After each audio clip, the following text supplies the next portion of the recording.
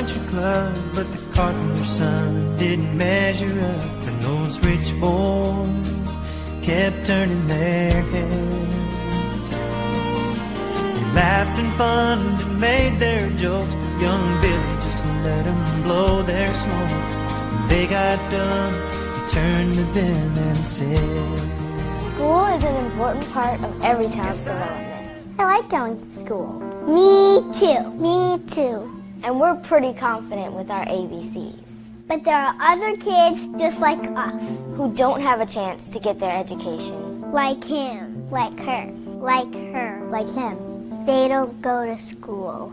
They make products you use every day with hands like mine. With hands like mine. With hands like mine. We're going to break it down for you and give you the ABCs of child labor. Here we go.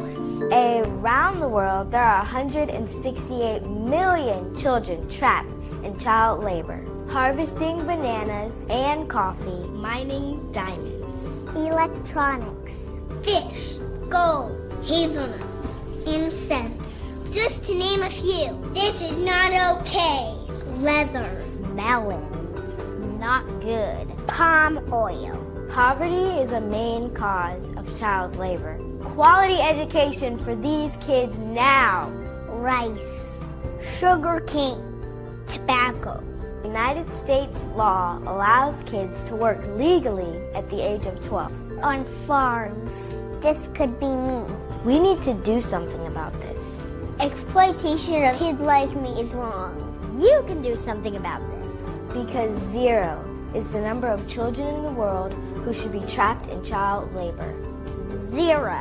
0. Is everyone listening? 0. You can help reduce child labor by downloading the U.S. Department of Labor's Sweat and Toil app. Download it now.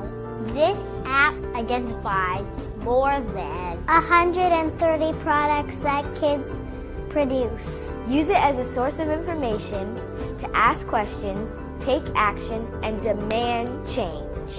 So every child has a chance to learn and play.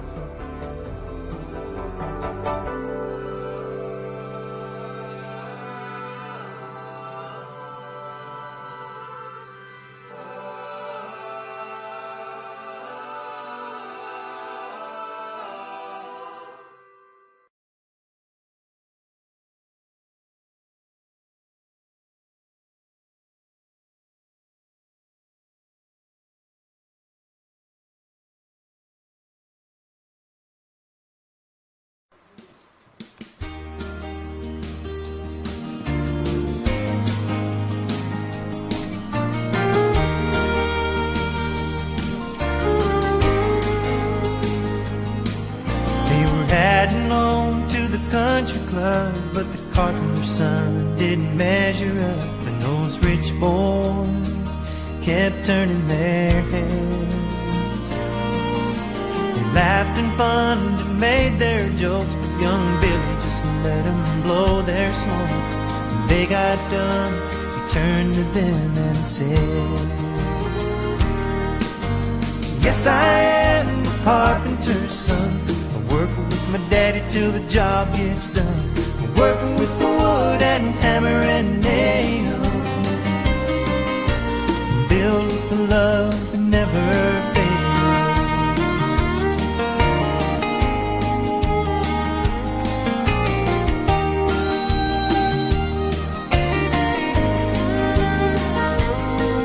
Then he told them a story that came from above about a man whose only crime was love, and yet they nailed him to a tree.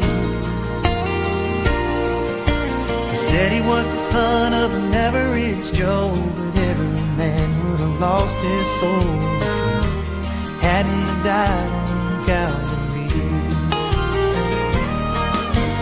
Yes, he was the carpenter's son, and worked with his daddy till the job got done.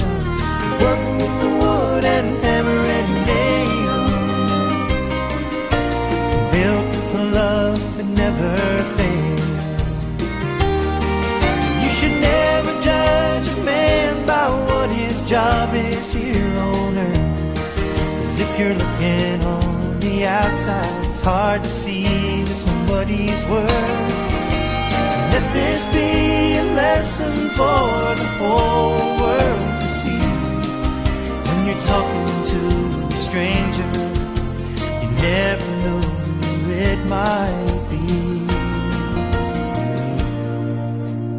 Yes, he is a carpenter's son, working with his father till the job gets done. He worked with the wood and...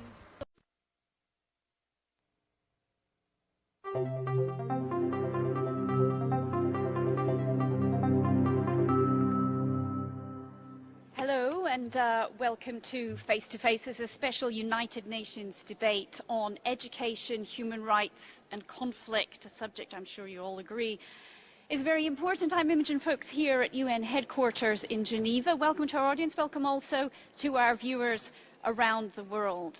In a moment, we're going to hear from our panel of experts about the impact of conflict on the education of children around the world. And as we've heard in the speeches already, education is a basic human right wherever you're living and whatever kind of peace or war situation you are living in. We'll hear from our panellists first, but we will also, in the second half hour, allow you to put your questions as well, and I'm looking forward to hearing what they are. Today's debate coincides with the United Nations Economic and Social Council's annual ministerial review on implementing the internationally agreed goals and commitments in regard to education. It's sponsored by various UN bodies, including the Department of Economic and Social Affairs, the United Nations Children's Fund, UNICEF and UNESCO, the UN Educational, Scientific and Cultural Organization, and let's not forget UN Television as well. Now, to talk about the complexities of conflict in education, we're privileged today to have a really distinguished panel. I'll just introduce them quickly. In the middle there, Asma Jahangir. Many of you may know her already. She's a lawyer by profession, an advocate of the Supreme Court in Pakistan. Now, next to her, we have Tobe Wang, Chief Executive Officer of Save the Children.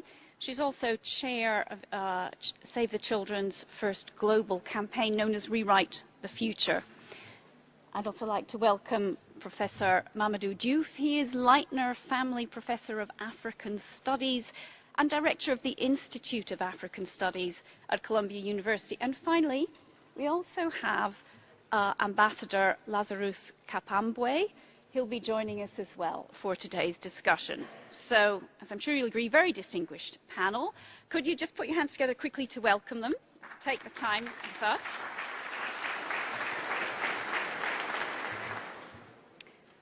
But before we start the debate proper, we have a small film we'd like to show you about the way conflict does impact children around the world.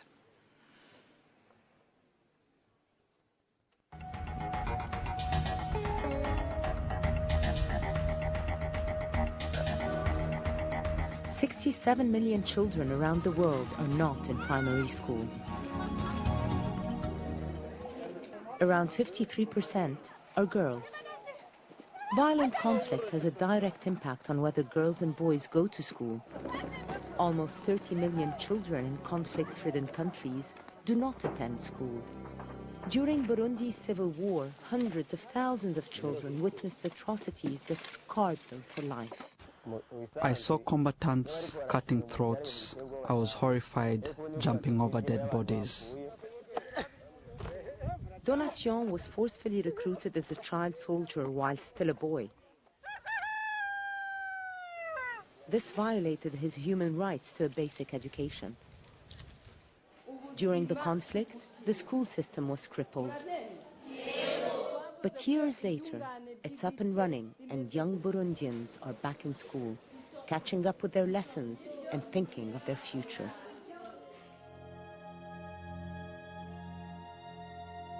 In Cambodia, during the Khmer Rouge regime, teachers and students risked their lives if caught reading books or performing traditional dances. During the Khmer Rouge, everyone, not only me, you cannot tell them I was teacher, no. I'm the worker. Because 75 to 80% of our teachers was killed during the Khmer Rouge regime. Schools were turned into prisons and torture centers. More than 3 decades later, the situation is improving. Volunteers are being trained, and some parents are coming forward to serve as teachers. But most children are fortunate to learn and lead normal lives. Here, in Egypt, Yusriya is getting a chance to go to school.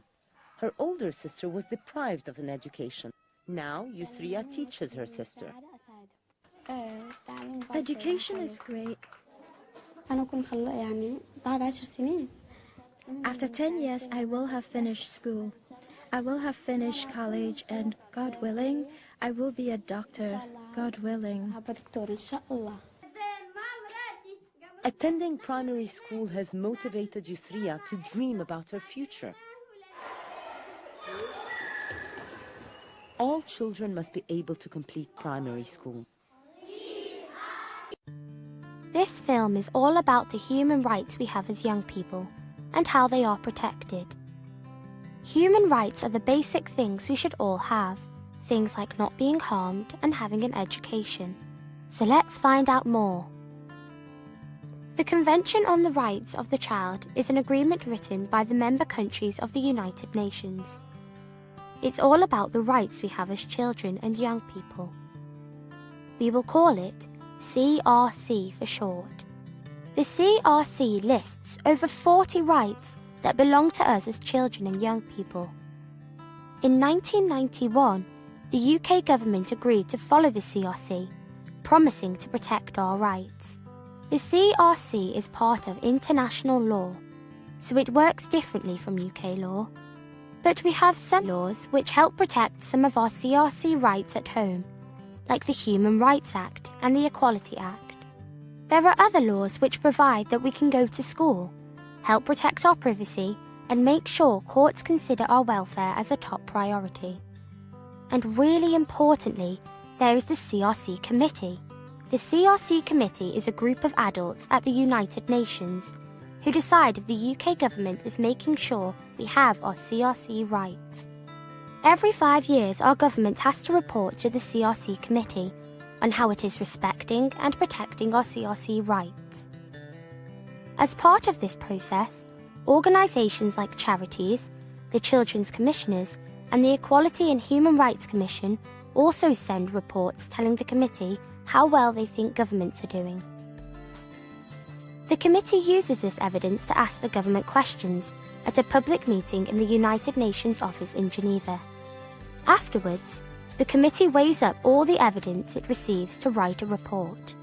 This says where the government is doing well, but also sets out recommendations for areas where the government needs to do better at protecting and respecting our rights. The government should follow these recommendations. You can tell these adults at the CRC Committee what you think the key issues are for young people and their human rights here in the UK. The CRC is all about our rights as children and young people, so it's important the committee hears our evidence too. You could tell your friends about the CRC and the committee. Speak to your youth service about getting involved, or join a youth council. Use social media to keep informed and join in with other organisations. And get your school or college involved. For more information, including resources, check out the EHRC website, www.equalityhumanrights.com/CRC.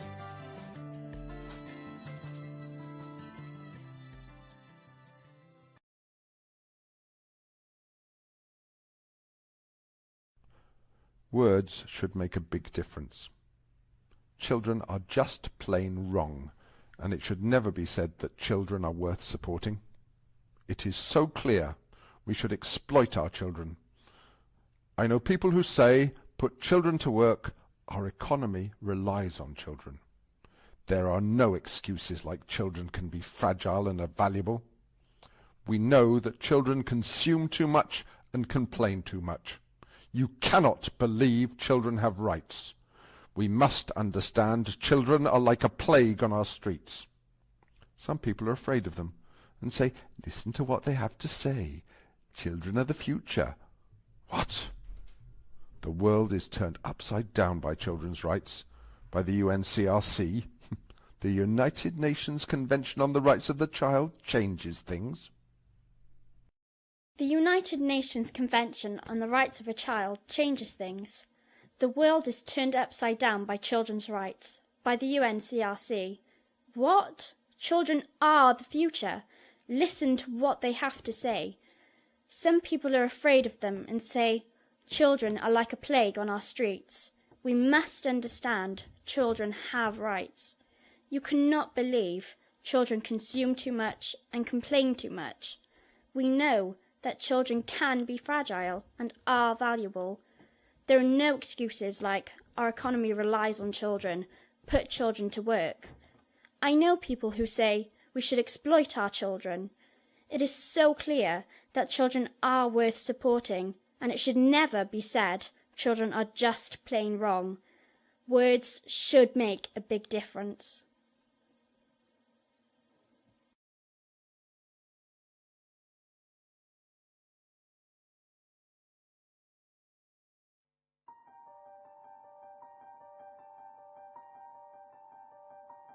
Everyone has human rights. Children are, of course, human too, and they enjoy many of the rights that adults do in international human rights treaties.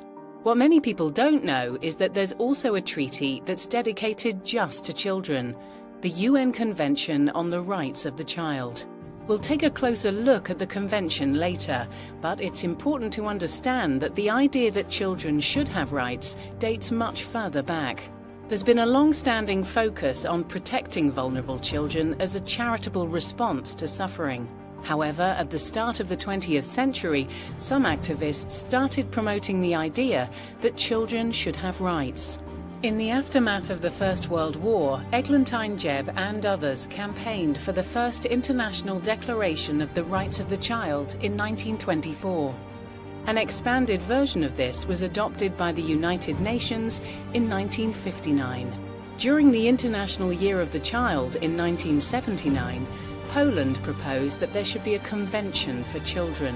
Over the next decade, countries around the world debated and negotiated the text of what would become the most widely supported human rights treaty the UN ever produced, the United Nations Convention on the Rights of the Child.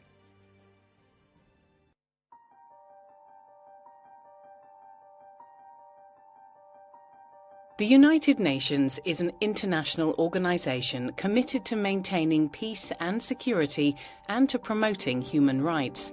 One of the ways it does this is through international human rights agreements.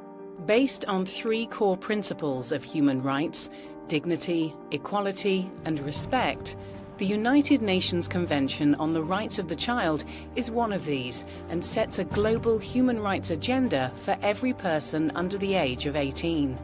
It was recognized by the vast majority of UN member states in 1989 and is now the most ratified human rights treaty. Countries that ratify treaties are called states parties. In agreeing to be bound by these treaties, they become known as duty bearers, meaning they have a duty to uphold the articles of the Convention. In practice, this includes everyone who works for the government, such as police officers, lawyers, teachers and social workers. Those who benefit from human rights treaties are known as rights holders. So, in this case, anyone under the age of 18 is a rights holder.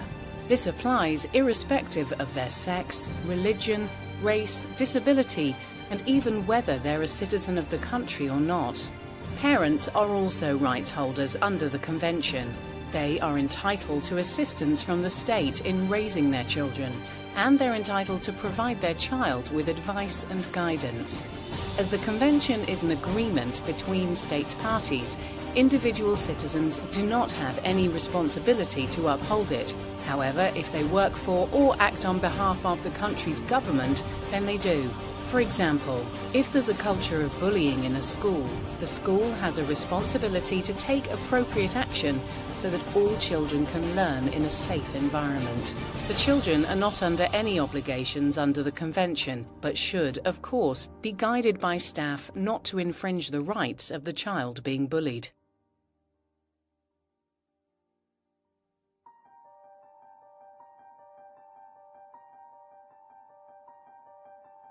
The Convention describes the obligations state parties have to all children living within its borders.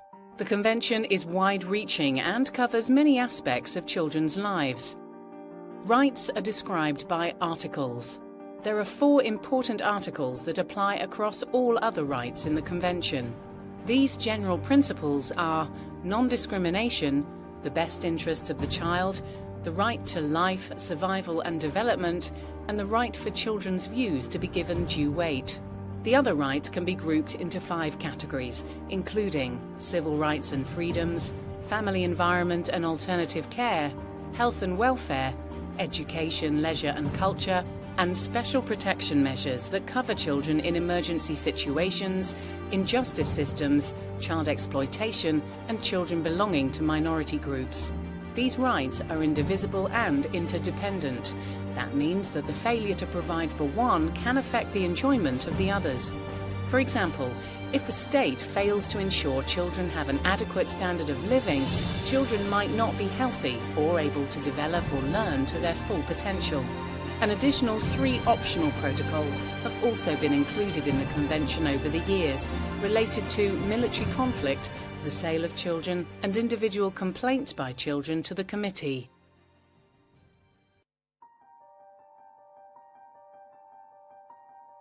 The main way the Convention is enforced is through ongoing monitoring by a team of independent experts called the UN Committee on the Rights of the Child.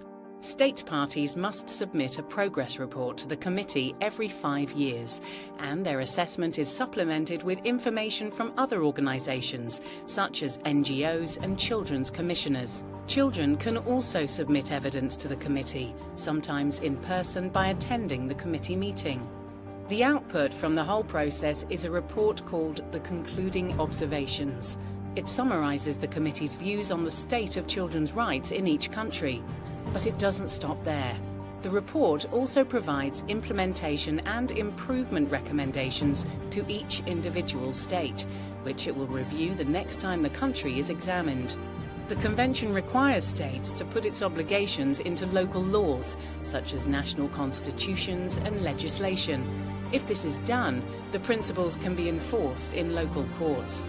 The committee also suggests that to ensure meaningful rights protection is afforded to every child, states should have a national plan for children, monitor how much of the budget is spent on children, conduct regular impact assessments throughout every government department using reliable data about children's lives, and have an independent children's ombudsman. Another important way to ensure the Convention is properly implemented is by raising awareness of its existence. Countries must make sure that it is widely known by both adults and children. Regular training of both adults and children contributes to the creation of societies that respect the rights of children.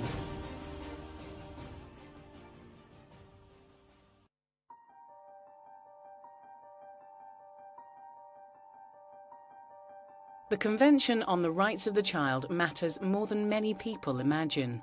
For one, in recognising that children are rights holders and that states are duty bearers, governments and all those who work for them are bound by a set of internationally ratified human rights articles that must be adhered to.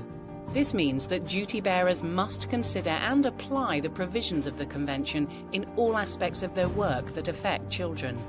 This means that they should respect, protect and fulfil all of the obligations to which they have signed up. The Convention means that states can be held accountable for their actions in relation to children. Not only will the Committee on the Rights of the Child monitor and report on their progress, but children's organisations and advocates and children themselves can use the standards to argue change. Children's rights ensure that children are no longer relying on charity or kindness to meet their needs. Full implementation of the Convention on the Rights of the Child goes a long way to ensuring that each child's entitlement to equality, dignity and respect is upheld. Every child, everywhere, should enjoy the rights contained in the United Nations Convention on the Rights of the Child.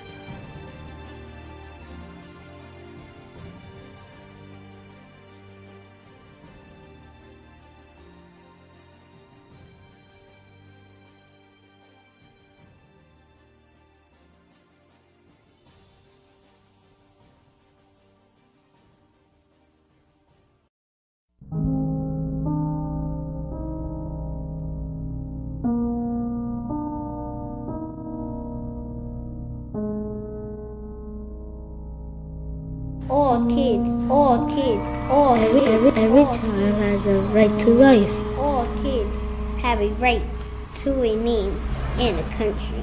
We all have the right to have ideas and say what we think. All kids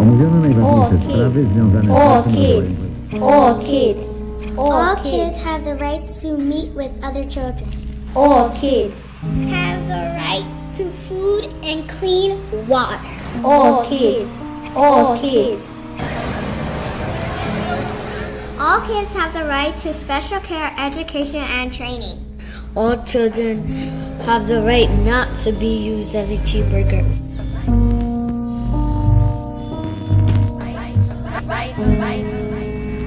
I think every kid should have the right to practice their religion. All kids.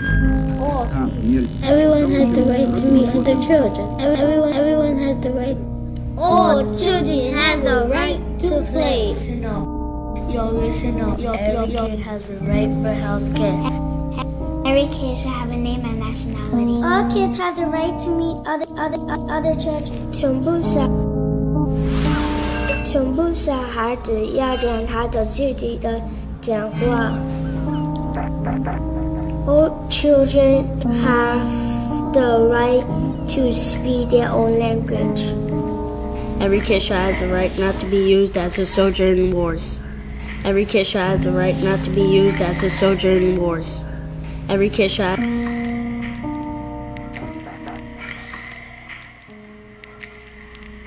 Every kid should have the right to be with their parents and those who care for them.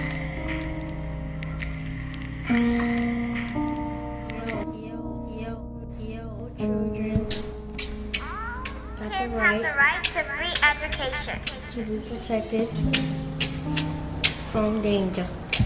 Kids in the world, you guys should be able to get all the information that you people need. So go ahead, get your information now. All kids have the right to learn about culture. Everybody has the right to know about their rights and responsibilities. Everybody has the right. Every child should have happiness, love, and understanding.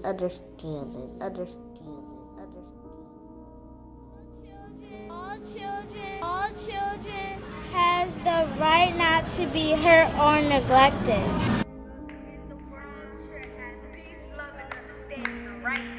Every child in the world should have peace, love, and understanding. Right. Every child in the world should have peace. Convention of Child. Peace, y'all. Peace. Yo, this is a convention on the rights of the child.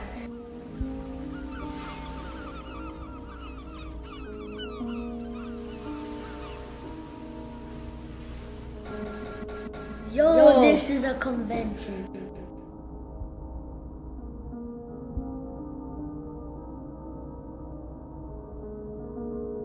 All children have these rights until their 18th birthday. All children have these rights until their 18th birthday. Blow out the candles.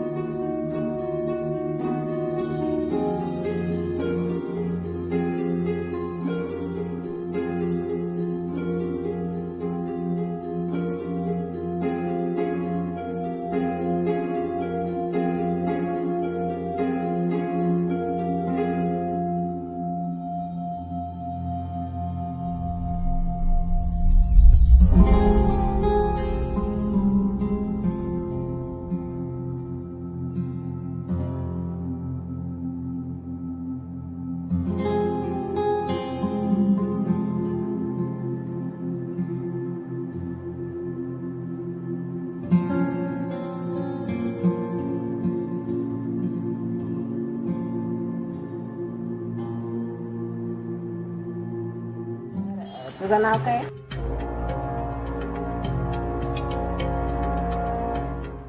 Vinayak. Vinayak. तुझं? विकी.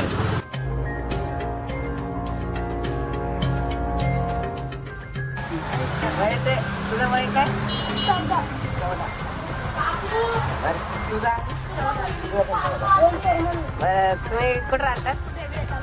इकडे चालेल म्हणजे इकडेच का?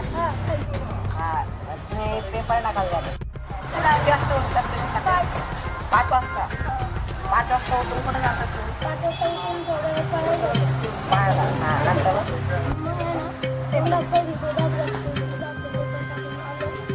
म्हणजे कोणत्या कोणत्या एरियात जातात? वरती होती.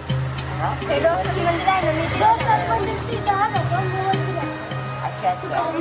तुम्हाला तू किती घर करतो तर? अंदाजे 50. तू 50 आणि तुम्हाला केवढं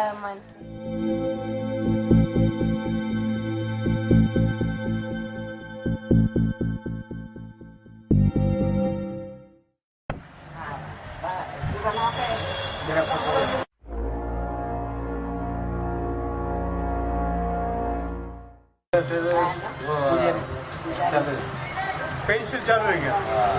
5,000 पेन्सिल.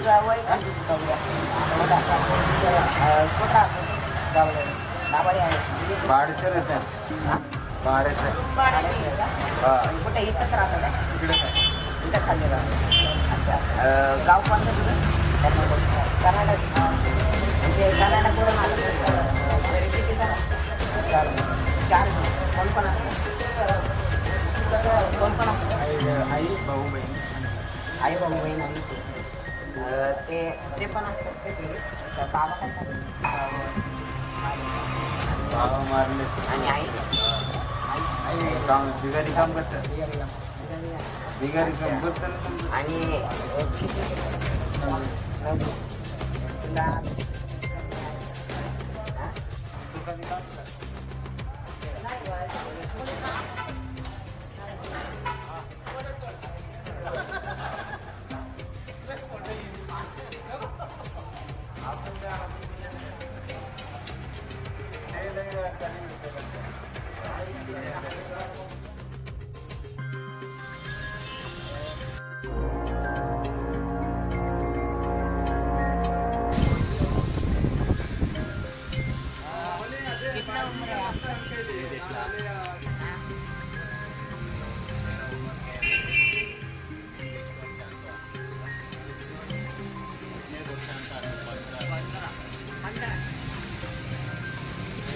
किधर रहता है?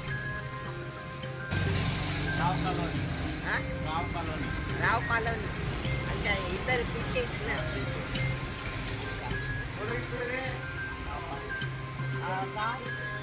गाव Karnataka.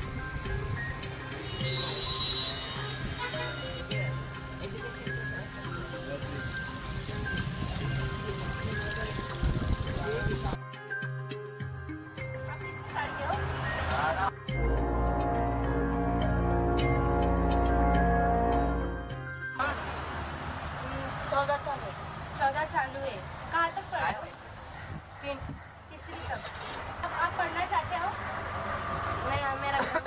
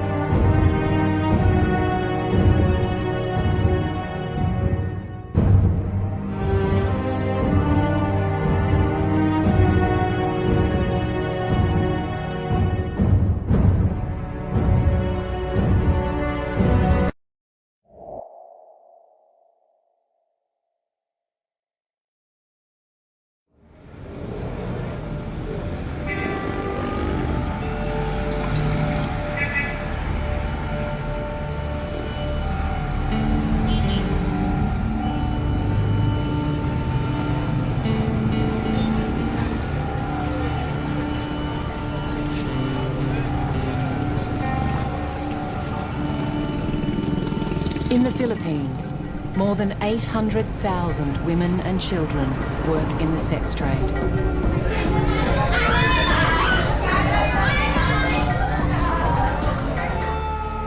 Subic Bay, a 4-hour drive from Manila, is a destination for many foreign men.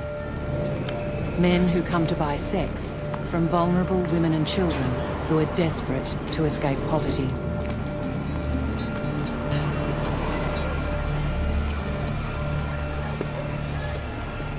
Children like Apple, who lives and works on the streets. She's 16, has a 2-year-old baby, and is pregnant again. Hindi ko feel magtrabaho doon. Nakakapagod, tapos nakakahiya, yun. Nakakatakot din kasi may customer na kahit gawin mo yung maganda, kahit maging mabait ka, meron talagang nananakit. Kaya pag pumasok ka ng hotel, isang paa mo nakalubog na sa hukay. Marami na namatay doon na babae sa ginagawa ng customer. Kasi delikado talaga. Delikado.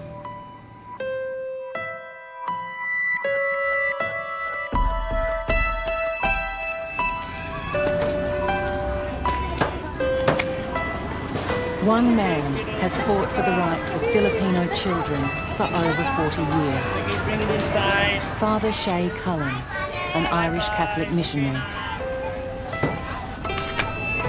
In the modern age, people now have huge disposable income. They can travel from Europe and America and Australia.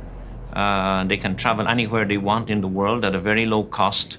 So we see more and more international tourists traveling to Southeast Asia, South America, where there are many, many poor people.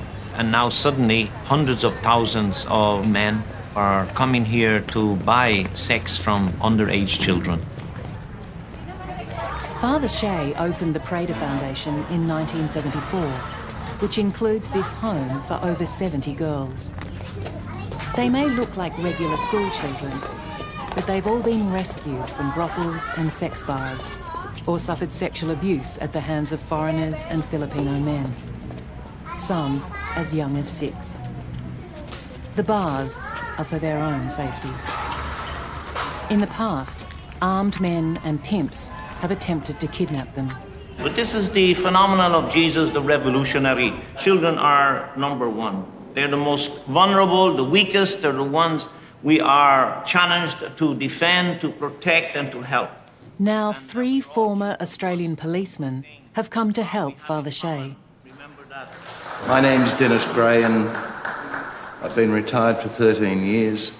I've never been involved in investigating pedophiles, and I'm appalled at what I've been exposed to and what I've seen, and I'm happy to contribute to your joint effort. My name is David Thompson. I'm also a former federal police officer and an investigator, and I'm very happy to be here, and it gives me an opportunity to try to improve my very limited Tagalog. So, magandang umaga.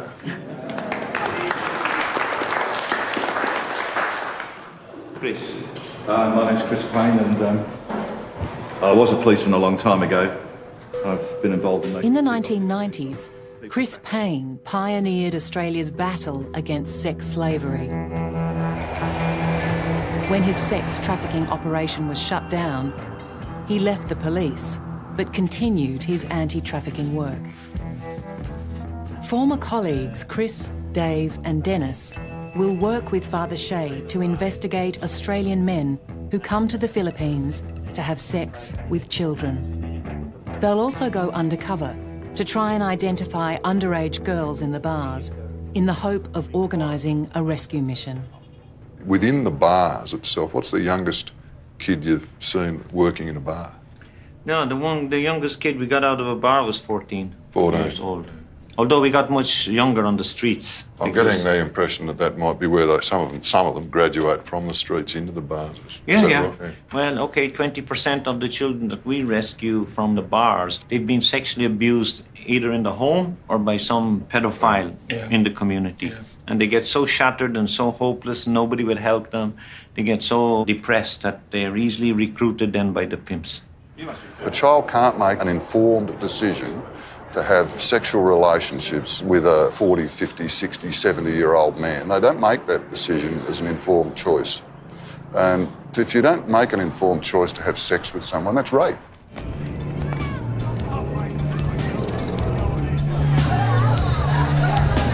That night, Chris, Dave and Dennis pose as tourists to go undercover into Subic Bay's sex bars. We've been following two strands in this investigation. One is the bar scene. In this area there's a lot of bars where women work, you buy them drinks and you can take them away. It's called bar finding them and have sex with them. Some of those bars also employ underage children. Underage here is under 18 to work in a bar, but some bars will try and employ girls as young as 13 or 14. They'll do so with willful blindness, and so do the police. Some of them, I'm told, are deceptively recruited, so that's internal or domestic trafficking. They think they're going to come here and work as the usual nannies or housekeepers or waitresses and find themselves in the girly bars. But the men find it tough to gather evidence. The girls have all been trained to say they're 18, and the mama sons and bar owners give nothing away.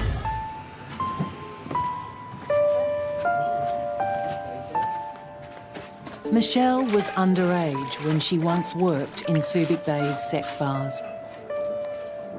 But before that, aged just 14, she lived with a 37-year-old Australian, Marcos Gonzalo.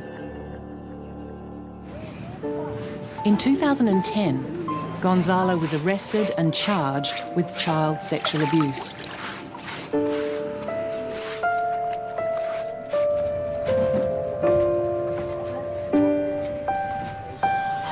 Ayaw mong sabihin? Gonzalo was released on bail and disappeared, despite a court order stopping him from leaving the country. He may be hiding out in the Philippines, or he may have fled illegally. Dave takes a victim statement from Michelle, hoping to find out, and to establish a prima facie case against Gonzalo. How did you meet Mark and how did you come to be in a relationship? Tapos pinakilala siya sa akin ni ate ko. Ayoko sana sumama sa kanya. Sabi ni mama ko, tsaka ni Mirasol, sama na lang daw kami sa isang kwarto. Sabi natatakot ako niya, ma'am. Tapos yun, ginalaw niya ako nun, tapos birginan niya po. I want to show you some picture.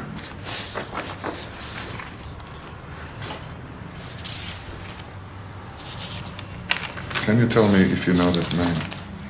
Marcos. Where is that picture taken? Do you know? Sa kwarto niya sa baseball. Pinakulong niya ako sa kwarto. Hindi niya ako pinapalabas. Mark used to lock you in the room, is that correct? Did he tell her what would happen if she did get out? Patay niya ako, wow. Ayaw niya akong pag may mga lalaki, ayaw niya akong may kasama doon. Kahit may yung kaibigan ko, ayaw niya. Gusto niya, isa ko lang. Kasi pagkasama niya ako, may iyak ako lang. So, ginawa niya sa akin.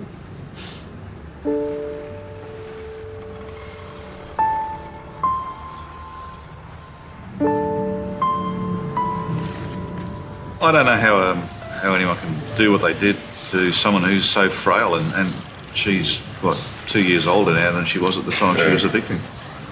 What struck me was when I spoke to her, she was a small girl, and I was quite surprised that she was actually 16 now.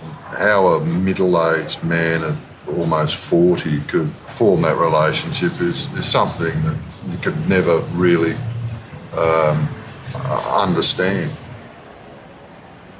Well, the issues were paramount to me coming, and I'd never really thought about it. My career was all drugs and organised crime. But the 10 days that I've been here and what I've seen and what I've been told, it really is appalling what dirty old men and not so old men do to young girls. It really breaks your heart. Michelle's elder sister, Marisol, informed police that Gonzalo was holding Michelle against her will. Gonzalo's social media page then prompted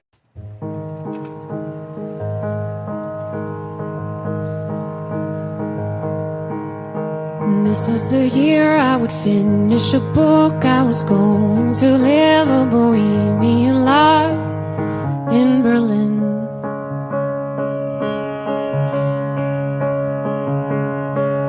And this was the year I was redecorating my kitchen, my bedroom, my bathroom, and everything inside.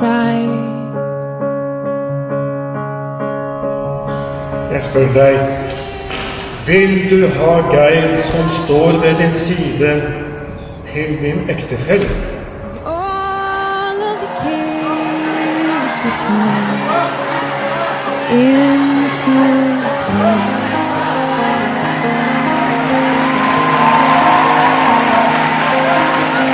This was the year I was starting a diet, very healthy while reading the magazines.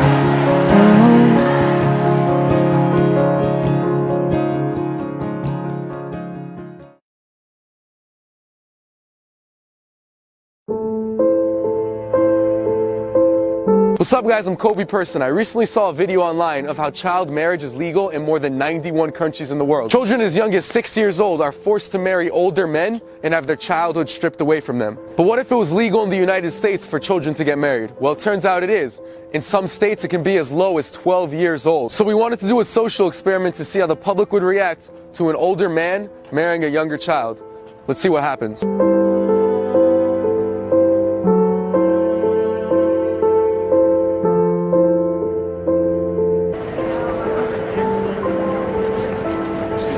Yeah, sit down right here. There we go. And you're gonna go on the side, right here. There you go, just scoot in a little more. There you go. Great.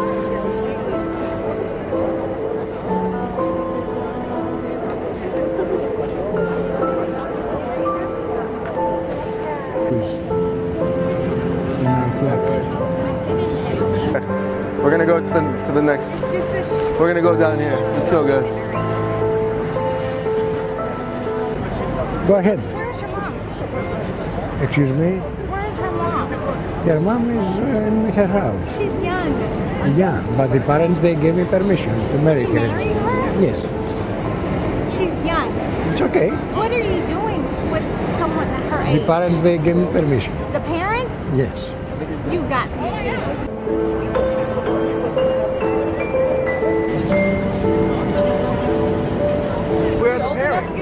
How old is, I didn't even ask, I'm just hired. How old are you?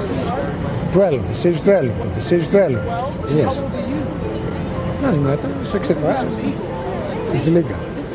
I have permission from the parents. Permission from the parents. It's okay. When you have... It doesn't sound right. No. This is not right. No. And if we call the cops, I'm sure you get locked up. So you know this isn't right? We have the security. You have security? So you have security. You can call security. You can do that. You can't do this. You think this is cool? For real right now? Yes, she's 12. How Yeah. old is this girl? She's 12. How old is she? She's 12. 12. Yes. Okay. How old are you? I'm a senior citizen. Doesn't matter. And how is this happening right now? Parents, they gave me permission. Her parents gave you permission? Yes. You know this is illegal, right? Yes. Do you understand that? Yeah. Do you want to do this?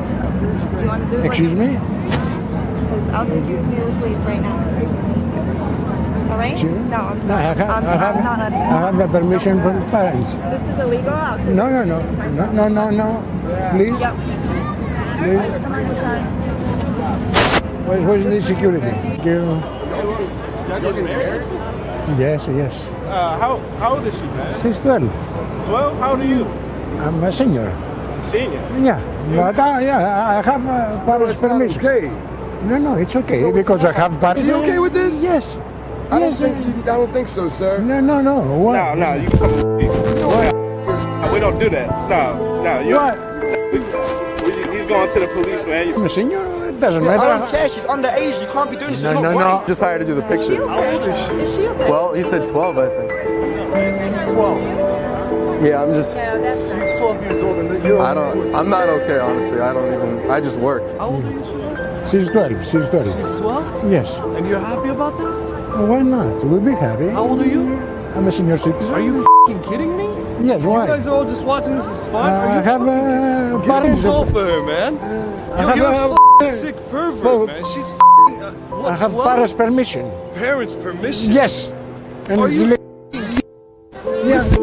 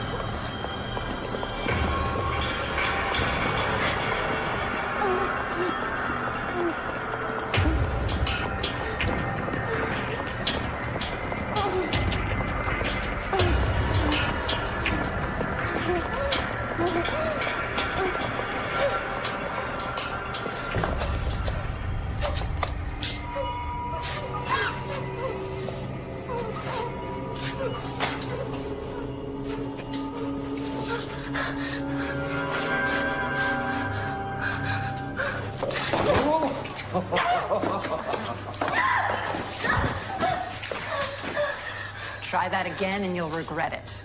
You best shut her up if you know it's good for the both of you. You can't keep us here. This is against the law.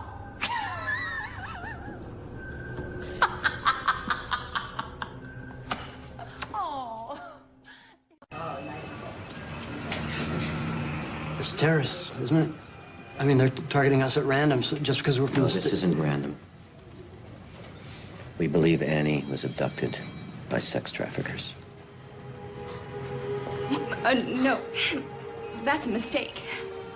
Well, why would they want an American girl? Most of the people over here are gracious, honest, and decent. But where there's economic hardship and poverty, there are some who take advantage. They become predators. They look for easy targets, and I'm afraid young women like your daughter. We got the picture. No, Jack, it's better this way. He just wants us to know so that we can help. I'm truly sorry. Guy.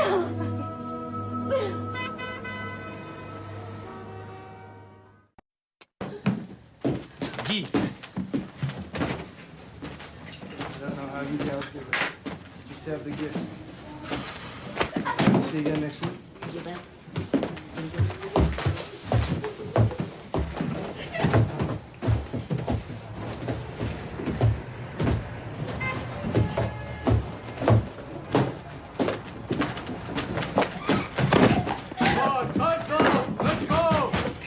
Чтобы я убил твою сестру? Иди. Я сделаю все, что ты хочешь.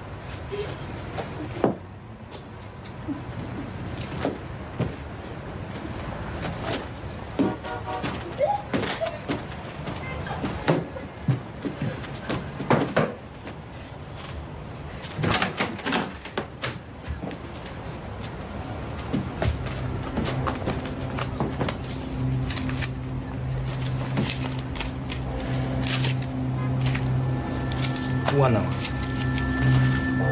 Иди.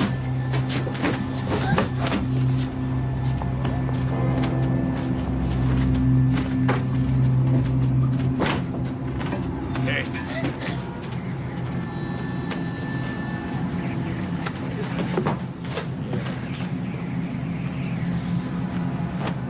Hands.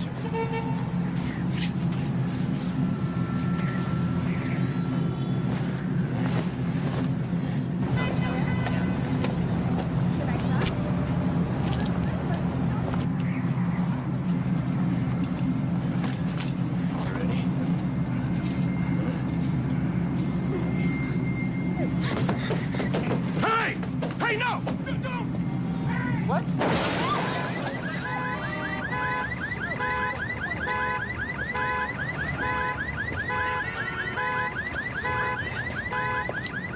Look at that face.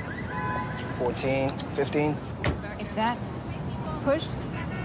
No defensive bruises. Plus, the sicko in the room up there says she dove out the window for no apparent reason. Peter. Little Peter, in Russian. Must have been her sweetheart back home, or maybe her dog. Damn. These Russians are sure start young. What is that supposed to mean? Nothing. It seems like nowadays every other hooker speaks Russian. She's not a prostitute. How you know? She's the third dead girl from Eastern Europe in a couple of months. No ID, no family to trace. I'm gonna call Immigration and Customs Enforcement. Nice. Why? I think she was trafficked.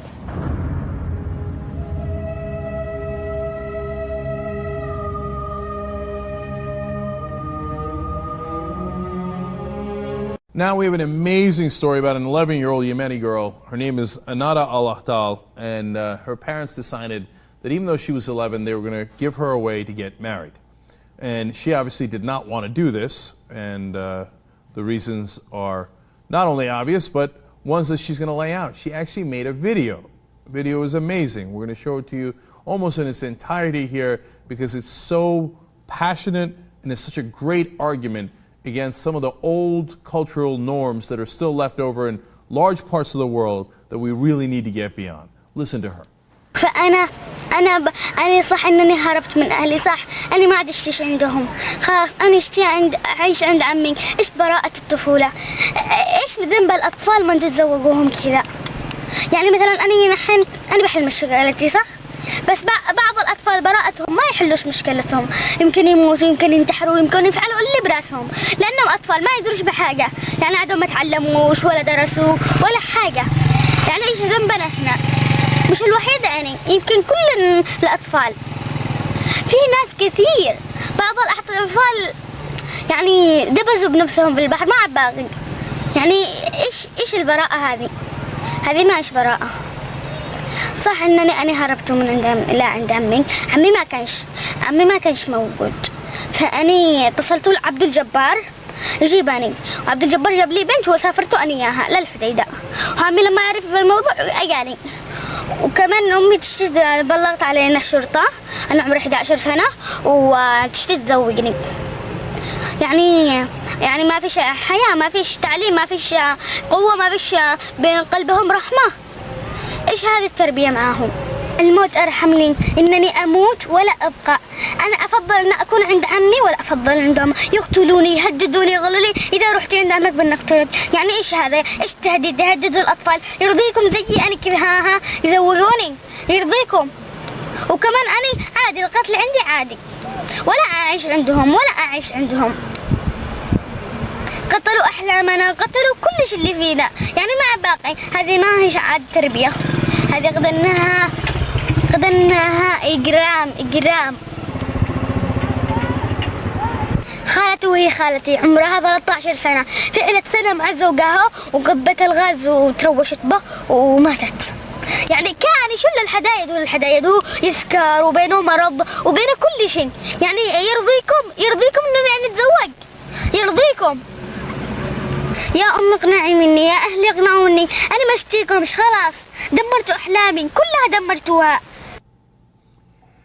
Remember, she's 11 years old. When you marry off an 11-year-old, what happens next? And oftentimes it's to grown men. The defense that we've always done it this way is not sufficient. Well, in this country for a long time, people have made that defense about slavery. Well, we've always had slaves. It's not a good enough defense. In some parts of Central Asia, they literally kidnap their brides. They rape them, and then the bride's family comes over and convinces the bride to get married. Well, they've always done it that way. It's not good enough. You can't marry off your 11-year-old daughters. And she's right. What kind of parents give away a precious girl like that with unlimited potential? And they say, okay, from now on, your only purpose is to be the wife of this guy, and we're going to give him to give you to him at the age of 11. If that is your tradition, it's way past time to rethink your tradition and that part of your culture.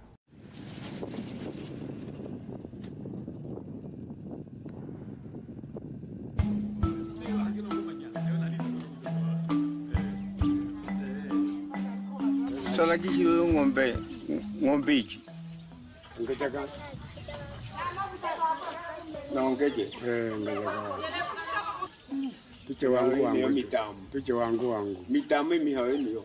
Roho haya jana 15. Tu. Na leo wanulu kule haya mihao yao tutoje. Itaka shiro na kuina kajoshika jinga. 5. Ne terori. Nongeje hangeji. Cha kuna kwa mami antoji. Ni tunile jagalo ngombe jinga haya. Ikoi.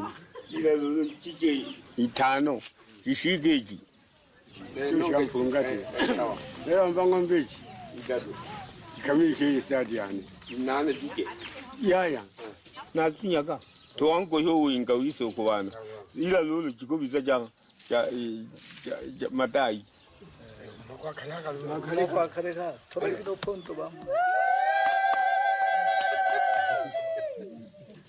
Ninkera ndo bana nane.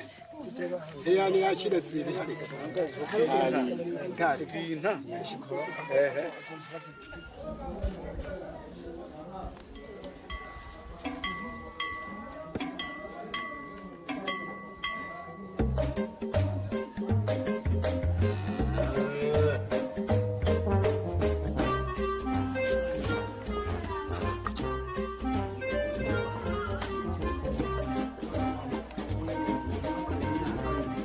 Magaroje, tuwe kamera.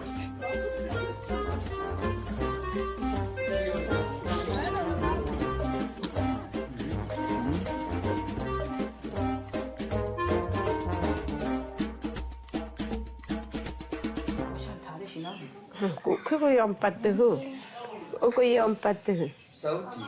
Yang pasis.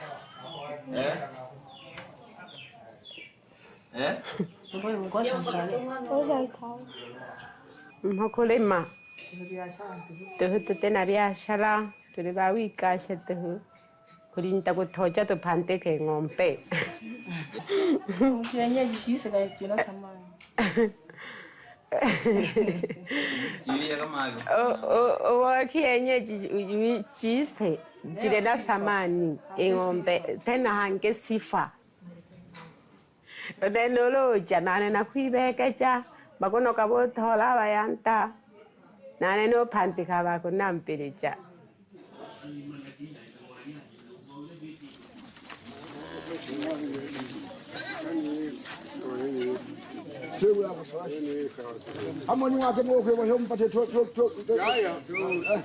Na mini leno, na jam mini leno. Agak malam pemas hokat tu. Anggo. Kure kini.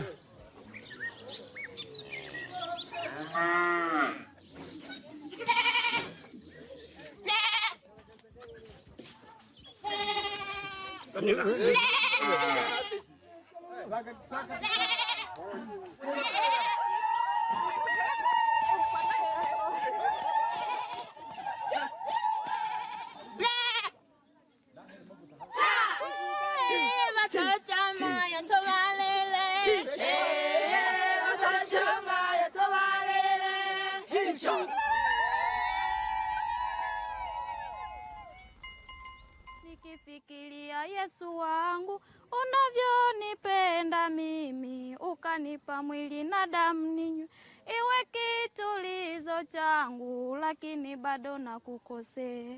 Wala mimi ndimi nitatenda, wema upo hata si. This is a hostel special for victims of child marriage. Normally, when we rescue girls out of child marriages, we bring them here.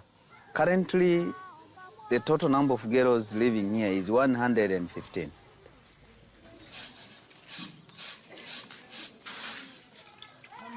The previous parliamentary session added another amendment in the Education Act. For example, if a man is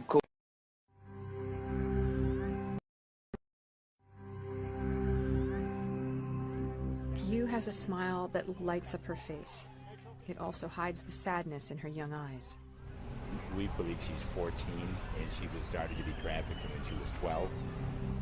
She doesn't know exactly when she was born. In her family, birthdays were not celebrated. In Swaipak, most families scrape by on less than $1 a day, and most girls feel an obligation to work to help support their family. That's how Q's nightmare began. She says a woman came to see her mother offering a job for Q.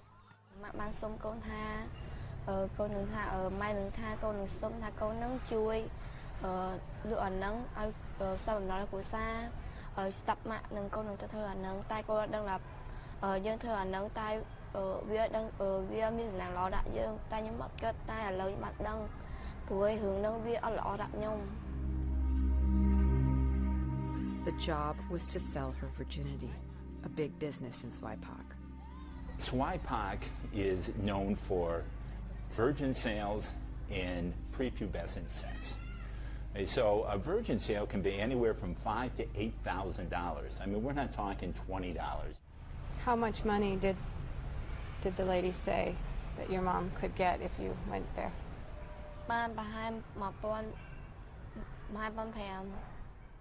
Q says she was taken to a doctor to verify her virginity.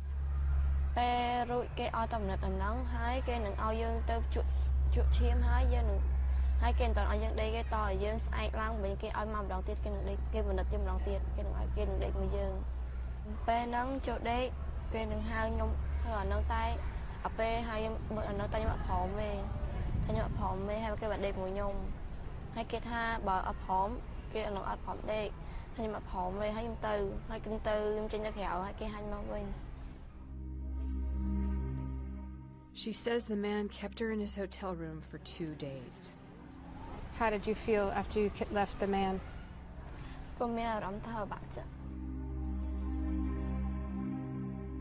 Broken, she returned home to Swaipak, only to find out her mother had sold her again. Mira Sorvino is a Goodwill Ambassador Against Human Trafficking for the UN Office on Drugs and Crime. She joins me now from Los Angeles. Hi there, Mira. Thanks so much for speaking to us. You fronted this documentary made by our Freedom Project team. And as with all of CNN's content, particularly when the issue is so important, we always have to ask, don't we, you know, what more can be done and what has changed? Well, the result of the documentary was very positive on the particular community that it documented, because it raised a lot of awareness for Donald J. Brewster and his organization, Agape International Missions, so they were able to raise funds. They now have an elite cooperation with the police, a SWAT team that they've kind of verified to be incorruptible, to go and do raids on brothels, to have some teeth to the law enforcement side of trying to stop this incredible problem. They are building a school which, when completed, will offer immense hope for over 1,000 children in the region. Primary and especially secondary education is extremely important in preventing trafficking. It allows children to develop critical thinking skills, to be able to defend themselves from traffickers, and to have the skills that will be required to have gainful employment to support their families in other ways than being sexually exploited.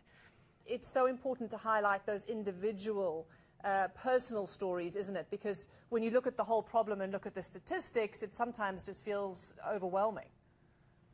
Well, it is overwhelming for sure, but each trafficking victim, either a sexually trafficked person or a labor trafficked person, is just like you and me. They are a fully functioning soul with every intended possibility for their lives, and it's been ripped away from them, and each one of them has enormous potential for rebounding when they are given the proper services and care once they're discovered. Each one of those little girls is the face of something so much larger. It's insane, and they all broke my heart. They were all such beautiful, wonderful people, and you know, the demand side really needs to be addressed. If people weren't trying to buy child sex, it wouldn't be being sold. When you look at the statistics and we tell these stories, and you know, when you do shine the spotlight on a few success stories, change is possible, but at the same time there is this need to make change bigger, affect more kids. Is there any part of the world or any particular project that's really making progress in this fight? It's pockets, and it needs to become endemic. It needs to become part of every nation's strategy to protect their young and to promote general well-being. You know, it's, even in the United States, we have a strong domestic minor sex trafficking issue. Honestly, where one fire is put out, a new problem crops up. I just got word from Donald Brewster, the man that we featured in our documentary in Every Day in Cambodia, saying that now one of the problems in Svay Pak is that girls are being approached with false employment opportunities in China, and when they get there, they discover they've been sold as brides because the male-female ratio, because of the one-child policy and selective abortion, is so great that girls are being trafficked in from other countries to serve as the male population's brides. So there's always a new face of this devil that needs to be stamped out. Yeah, I can't say necessarily that one country is the sterling model of where it's all working, because nowhere is it in control. It seems hopeless at times. Do you have any optimism that this can be fought? We just have to be tirelessly vigilant about it, and we have to support groups such as Agape International Missions that's featured in this, or the many, many wonderful NGOs around the globe that are doing this incredible work, and to really push for governments to work hand in glove with them, and for law enforcement to have partnerships with civil society to bring out the best for the victims and the survivors, and to put the real criminals behind bars. I do believe it's possible. It's just going to take a lot of doing. Mira Sorvino, thank you very much. Thank you. Bismillahir-Rahmanir-Rahim. In the name of God, the most beneficent, the most merciful. Honorable UN Secretary General, Mr. Ban Ki-moon, respected President General Assembly, Vuk Yaramich, Honorable UN Envoy for Global Education, Mr. Gordon Brown, respected elders, and my dear brothers and sisters, Assalamu alaikum. Thank you. Today, it is an honor for me to be speaking again after a long time. Being here with such honorable people is a great moment in my life. And it's an honor for me that today I'm wearing a shawl of Benazir Bhutto Shaheed. I don't know where to begin my speech. I don't know what people would be expecting me to say. But first of all, thank you to God, for whom we all are equal. And thank you to every person who has prayed for my fast recovery and a new life. I cannot believe how much love people have shown me. I have received thousands of good wish cards and gifts from all over the world. Thank you to all of them. Thank you to the children whose innocent words encouraged me. Thank you to my elders whose prayers strengthened me. I would like to thank my nurses, doctors, and the staff of the hospitals in Pakistan, in the UK, in the UAE government, who have helped me to get better and recover my strength. I fully support Mr. Ban Ki-moon, the Secretary General, in his Global Education First initiative, and the work of the UN Special Envoy, Mr. Gordon Brown, and the respected President General Assembly, Vuk Yaramich. I thank all of them for their leadership that they continue to give. They continue to inspire all of us to action. Dear brothers and sisters, do remember one thing. Malala Day is not my day. Today is the day of every woman, every boy, and every girl who have raised their voice for their rights. There are hundreds of human rights activists and social workers who are not only speaking for their rights, but who are struggling to achieve their goal of peace, education, and equality. Thousands of people have been killed by the terrorists, and millions have been injured. I'm just one of them. So here I stand. One girl among many. I speak not for myself, but for those without voice can be heard. Those who have fought for their rights. Their right to live in peace. Their right to be treated with dignity. Their right to equality of opportunity. Their right to be educated. Dear friends, on the 9th of October 2012, the Taliban shot me on the left side of my forehead. They shot my friends too. They thought that the bullet would silence us. But they failed. And out of that silence came thousands of voices. The terrorists thought that they would change my aims and stop my ambitions. But nothing changed in my life except this. Weakness, fear, and hopelessness died. Strength, power, and courage was born.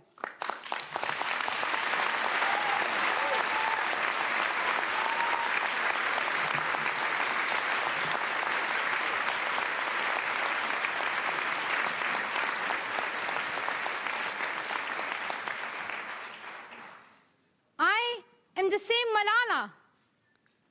My ambitions are the same. My hopes are the same. And my dreams are the same. Dear sisters and brothers, I'm not against anyone. Neither am I here to speak in terms of personal revenge against the Taliban or any other terrorist group. I'm here to speak up for the right of education of every child.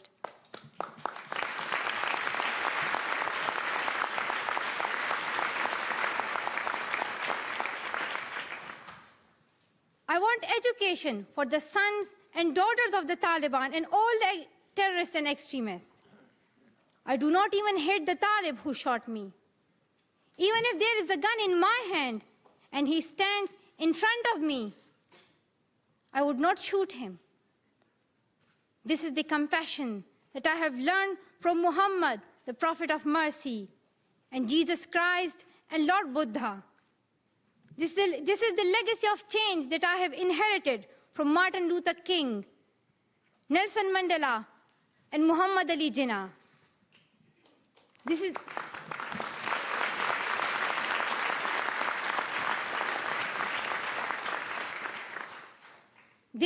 the philosophy of non-violence that I have learned from Gandhiji, Bacha Khan, and Mother Teresa.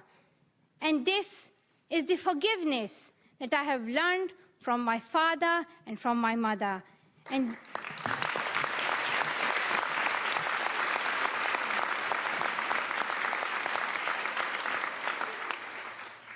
this is what my soul is telling me. Be peaceful and love everyone. Dear sisters and brothers, we realize the importance of light when we see darkness. We realize the importance of our voice when we are silenced. In the same way, when we were in Swat, the north of Pakistan, we realized the importance of pens and books when we saw the guns.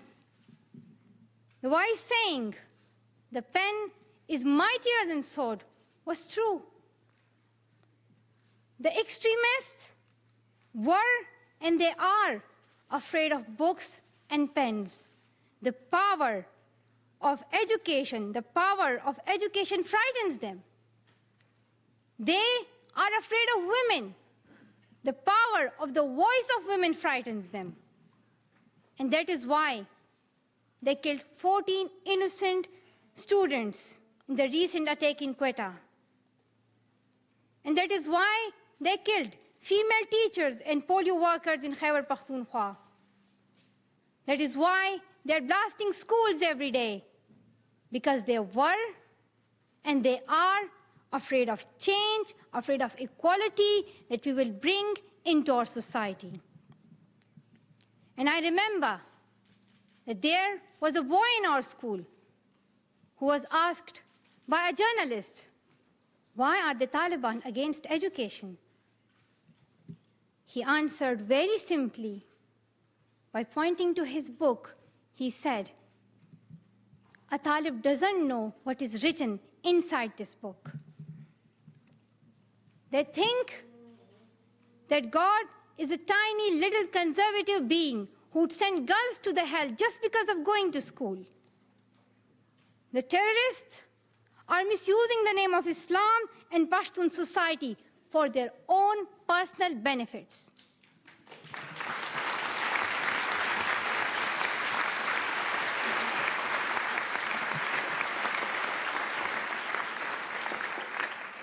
Pakistan is a peace-loving, democratic country.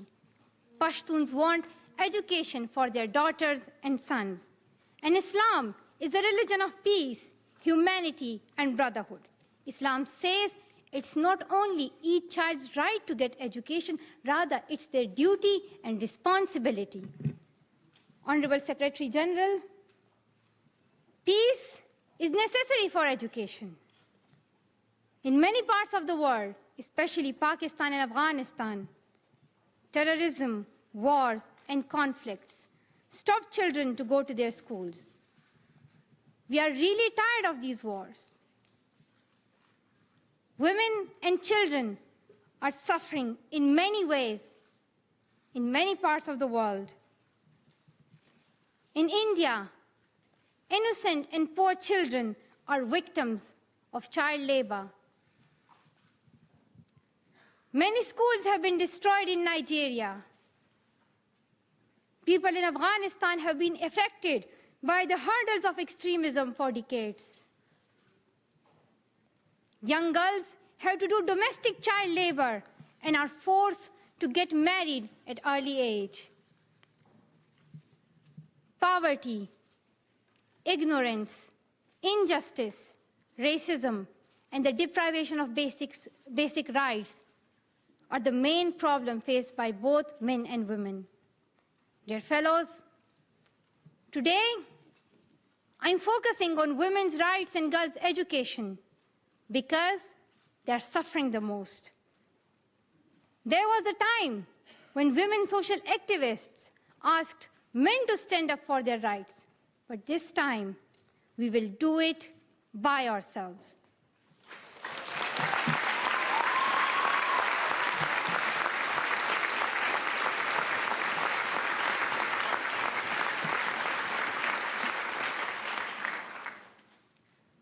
I'm not telling men to step away from speaking for women's rights.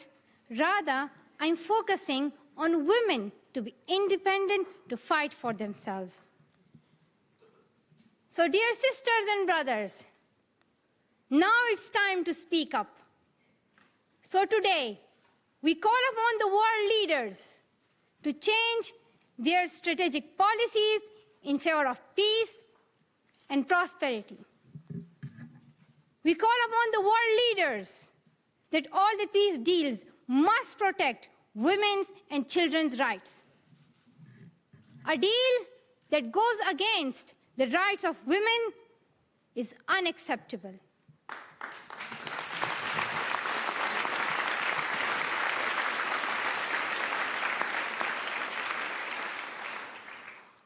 We call upon all governments to ensure free compulsory education all over the world for every child.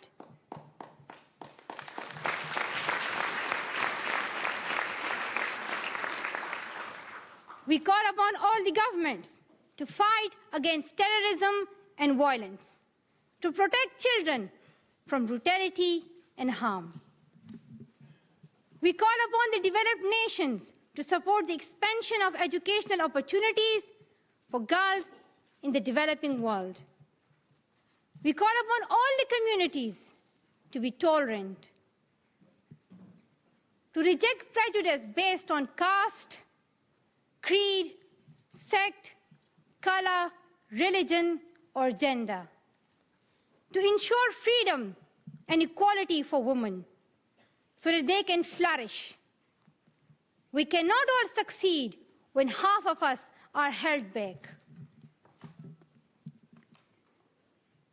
We call upon our sisters around the world to be brave, to embrace the strength within themselves and realize their full potential. Dear brothers and sisters, we want schools and education for every child's bright future. We will continue our journey to our destination of peace and education. No one can stop us. We will speak up for our rights, and we will bring change through our voice. We believe in the power and the strength of our words. Our words can change the whole world because we are all together, united for the cause of education. And if we want to achieve our goal, then let us empower ourselves with the weapon of knowledge, and let us shield ourselves with unity and togetherness. Dear brothers and sisters, we must not forget that millions of people are suffering from poverty, injustice, and ignorance. We must not forget that millions of children are out of their schools. We must not forget that our sisters and brothers are waiting for a bright, peaceful future. So let us wage a global struggle against illiteracy, poverty, and terrorism. Let us pick up our books and our pens. They are our most powerful weapons. One child, one teacher, one book, and one pen can change the world. Education is the only solution. Education first. Thank you.